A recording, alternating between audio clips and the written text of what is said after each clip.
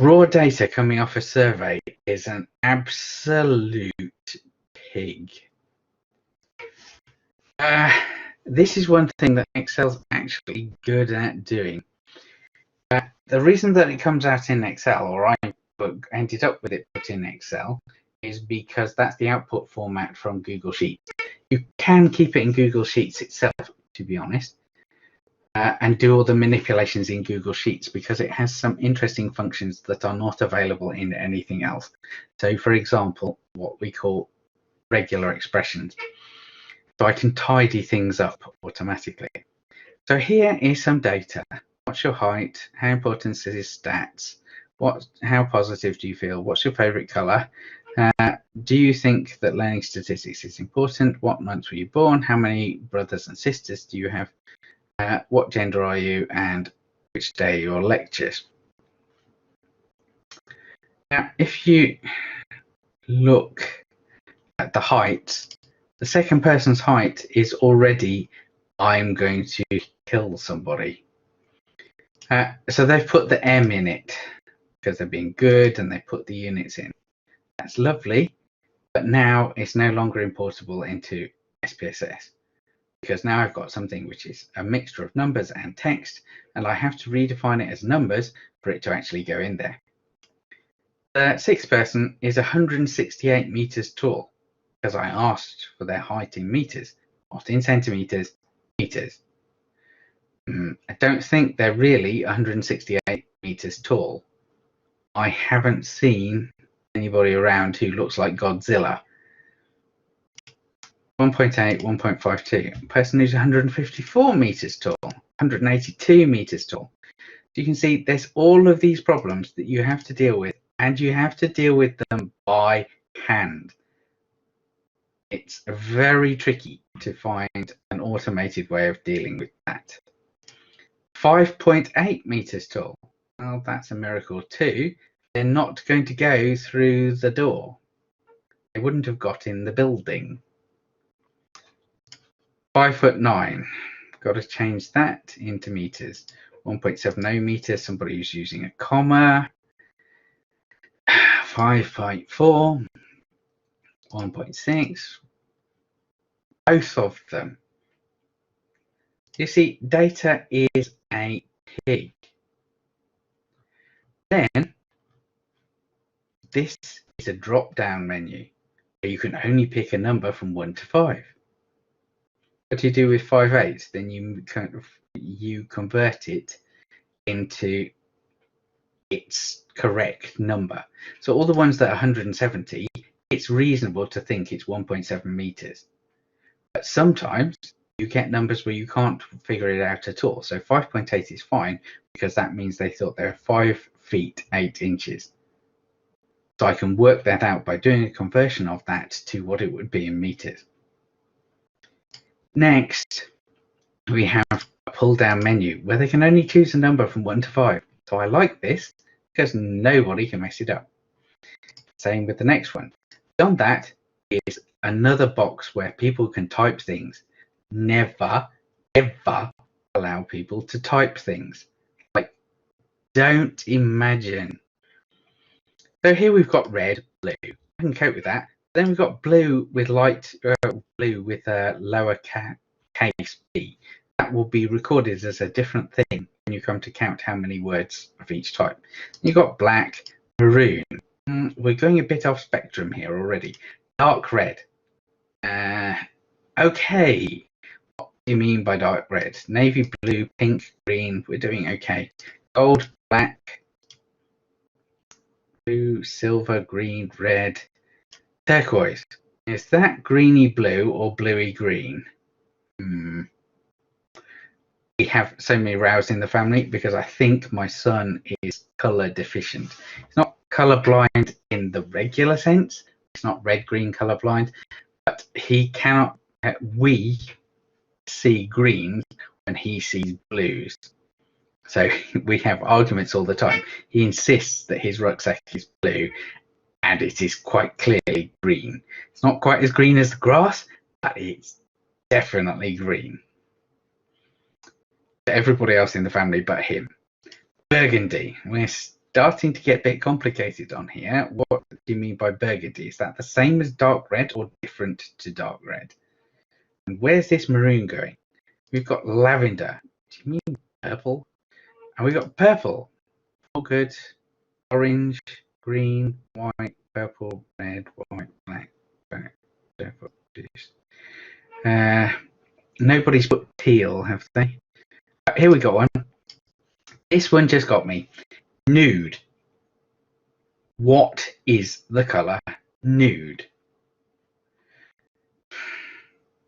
Now, we're an ethnically diverse student population, so nude is going to be very different depending on where we are within that ethnically diverse spectrum.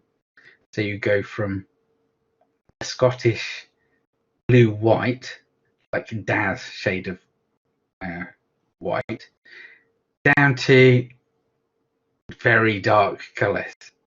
So it's completely subjective. And somebody put navy purple. What the blinking hell is navy purple? I've never heard of navy purple. And we've got creamy. I thought they said gravy, but they said grey. Yeah. So never, just don't ever allow people to choose and write their own things. Now, with favourite colour, that's a bit tricky because you're going to restrict people if you create a list of things that they have to choose from. But probably it's a good idea.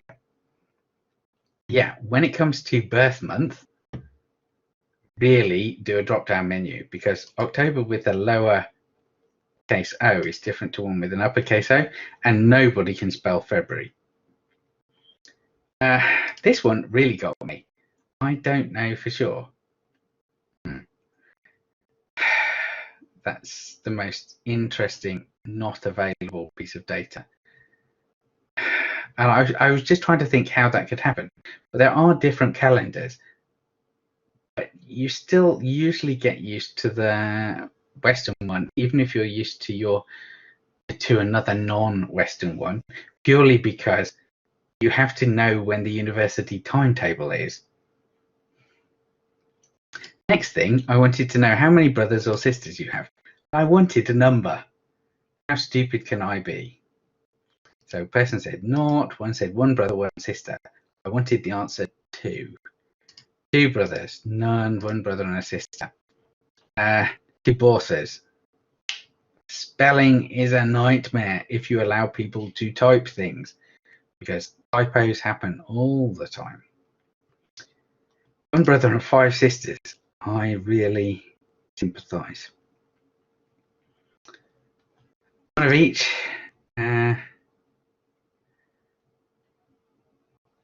I thought there was somebody who had 13. 5. I thought there was one. There's some quite large families here compared to the average. No, I haven't got a 13 in here. I'm sure I've had a 13 one year. Anyway, the data is a problem. And to be honest, I didn't think about this very carefully, because a lot of people actually have extended families. So even collecting data on something that seems like a very simple question, how many siblings do you have? What does that mean? So I forget continuously. So my parents got divorced. My dad remarried. He had another son. But when my dad remarried, it was quite when my parents got divorced, it was quite a big family break. And so there was no particular connection between my dad's new family and us as a family. So although I have a half brother, I've only seen him about 4 times, and he's probably now in his late 20s, if not 30. So the last time I saw him was after my dad's funeral. So I forget continuously that I actually have 1 brother and 1 half brother, which is a bit bad, really. But how would I count them in my brothers? And how do you count step family, step brothers and sisters?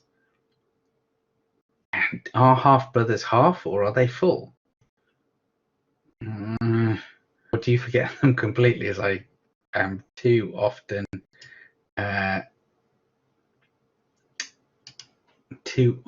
forgetting them. So when you ask questions, you've got to think, are there going to be any unusual answers? I suppose I call him my brother, even though he isn't that. Yeah, I grew up with my brother. But yeah, less said about my brother, the better. Then there's gender. Now, gender, when I did this survey, and I was uninformed and not very intelligent, this was done, I can't remember when, you can see the dates, in 2011. So this is data from the first year I was teaching here. Now I've become much more informed and sensible about how I do things. So in terms of, yes, adoption is as well, there's lots of complexities of that question. But gender is also a question which before we used to simplify and now has become more realistic. So you can have male, female, you could have transgender male or female, but to me, it always feels more comfortable if they self-identify whichever one they wish to do. You can have non-binary, or you can have people who prefer not to say, and that's all fine. So the new census will not just have male and female on it, it will have identification, so the ability to self-identify. It will also contain non-binary, and it will also contain prefer not to say. And then we have which day your lectures. Easy pull down, because I can have three choices: Tuesday, Thursday, Friday. So if you can, when you collect data, use drop-down menus.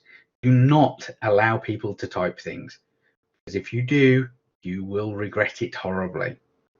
Because this is a data set that only contains 149 people. You imagine going through a data set and cleaning it up by hand if it contains 100,000 people. You don't want to be there. It's very, very tedious. There was a nutritionist last year who asked me to deal with their data, and they didn't have a large data set. It was only 40 people, but they had about 200 questions, all of which needed tidying up so that they were correctly coded.